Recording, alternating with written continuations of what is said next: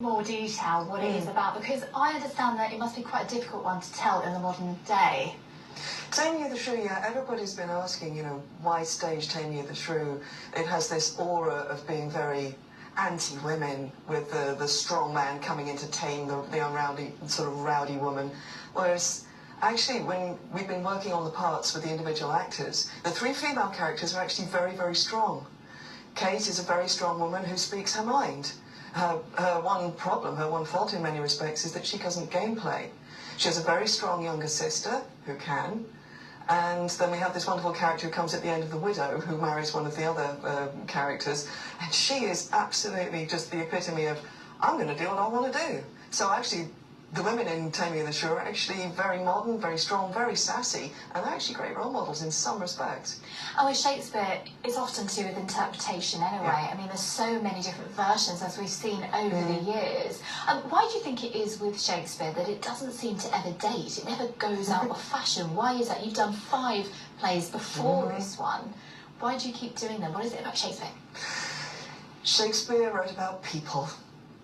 People's feelings, people's experiences, what we want, what we need, what we love, what we hate, what we envy, what we aspire to.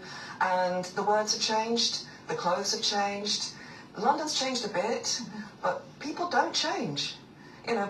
People are still, sisters still frustrate each other and set each other up for a fall in front of their father. Men are still looking for love. Nothing really changes. We all want a good relationship. We want to find that partnership. And Lizzie, what's really interesting about your production is they rehearse in the way they would have done in the 16th century. So actually not fully together as a cast, which is unheard of. Why did you decide to do it like that? And does it work? It does work. You get a very different kind of texture of performance. Because why I chose it, I read a book, I heard about this, and I thought, that is amazing. That just sounds so exciting, because then you have this freshness, this discovery on the stage by the actors and the audience. The play is actually created, the audience are as important in their presence as the actors on stage. So that's just a kind of theatre that gets me incredibly excited, and because it's to do with Shakespeare, which is brilliant.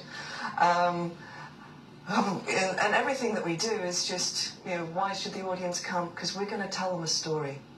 We are really going to have to tell that story, because the actors haven't heard what each other have to say.